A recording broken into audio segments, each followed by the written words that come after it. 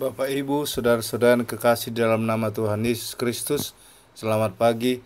Marilah kita membuka ibadah pagi kita ini dengan Marede Mahita Sian Ede nomor 126 ayat sada 1 ayat 2.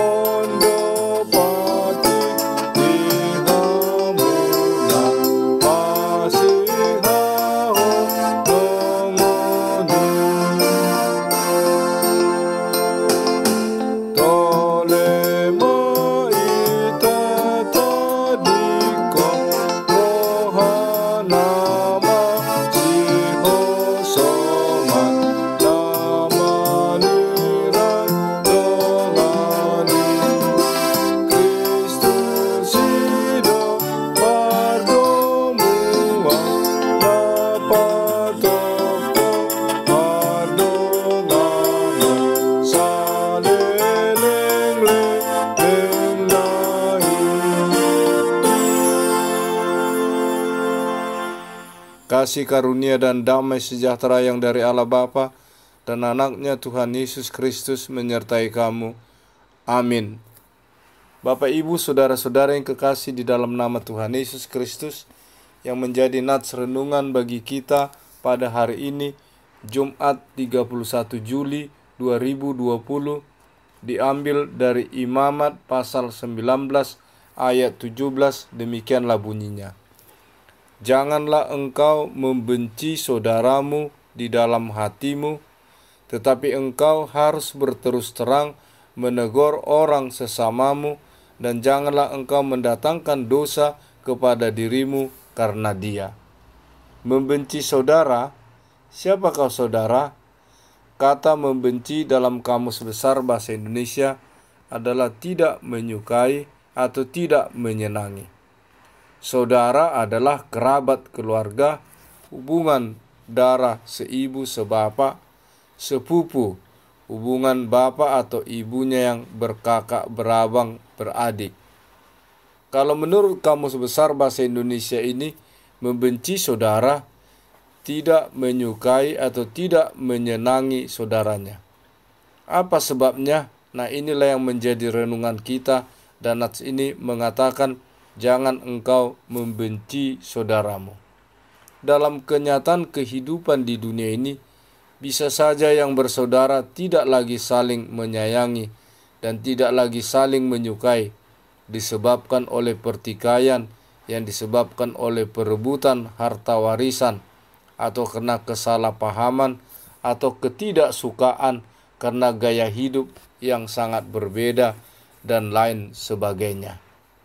Dalam nats renungan ini disuarakan jangan membenci saudaramu adalah dalam konteks keberadaan bangsa Israel yang sedang berjalan dari tanah perbudakan Mesir menuju tanah perjanjian, tanah Kanaan yang menjadi tanah warisan nenek moyang bangsa Israel.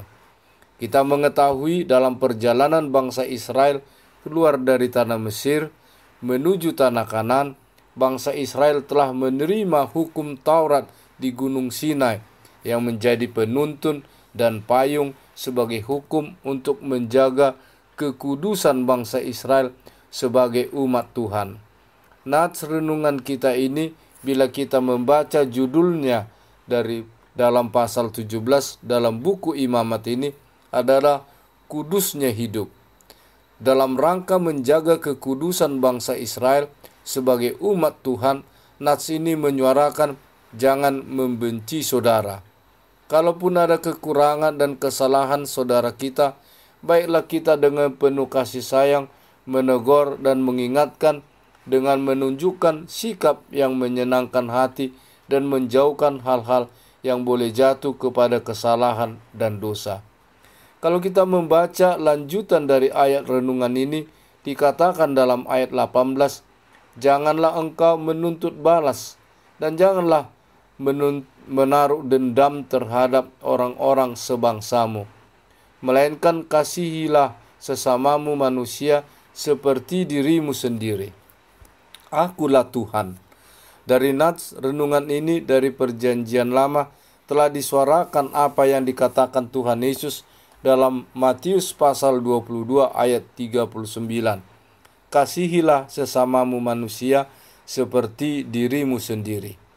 Karena kasih itulah yang terbesar, sebagaimana dikatakan Rasul Paulus dalam 1 Korintus pasal 13 ayat 13. Demikianlah tinggal ketiga hal ini, yaitu iman, pengharapan, dan kasih. Dan yang paling besar di antaranya ialah kasih. Marilah kita hidup saling mengasihi, seperti yang telah dikatakan Tuhan Yesus kepada murid-muridnya di Yohanes pasal 13 ayat 34. Aku memberikan perintah baru kepada kamu, yaitu supaya saling mengasihi, sama seperti aku telah mengasihi kamu, demikian pula kamu harus saling mengasihi. Sebab apa? Karena Tuhan sudah lebih dahulu mengasihi kita. 1 Yohanes pasal 4 ayat 19. Apa itu kasih? Kalau kita membaca dalam 1 Korintus pasal 13 ayat 4 sampai dengan ayat 8, dikatakan kasih itu sabar, kasih itu murah hati, ia tidak cemburu, ia tidak memegahkan diri dan tidak sombong. Ia tidak melakukan yang tidak sopan dan tidak mencari keuntungan diri sendiri. Ia tidak pemarah dan tidak menyimpan kesalahan orang lain. Ia tidak bersukacita karena ketidakadilan, tetapi ia bersukacita karena kebenaran. Ia menutupi segala sesuatu, percaya segala sesuatu, mengharapkan segala sesuatu, sabar menanggung segala sesuatu. Kasih tidak berkesudahan, nubuatan akan berakhir, bahasa roh akan berhenti, pengetahuan akan lenyap. Amin. Kita berdoa. Ya Allah Bapa yang Maha Pengasih dan Maha Penyayang, ajarlah kami dan mampukanlah kami dengan kuat kuasa Roh-Mu yang kudus, agar kami menjauhkan kebencian kepada saudara kami, tetapi agar kami senantiasa melakukan apa yang Engkau kehendaki dan apa yang telah Kau firmankan, agar kami hidup di dalam saling mengasihi, sebagaimana Tuhan telah mengasihi kami. Terima kasih Tuhan atas kasih dan anugerah-Mu. Sertailah kami dalam menjalani kehidupan kami dengan kuat kuasa Roh-Mu yang kudus, agar kami boleh hidup di dalam saling mengasihi. Terimalah Tuhan doa kami ini di dalam pengasihan-Mu, di dalam Yesus Kristus, Tuhan dan Juru Selamat kami. Amin.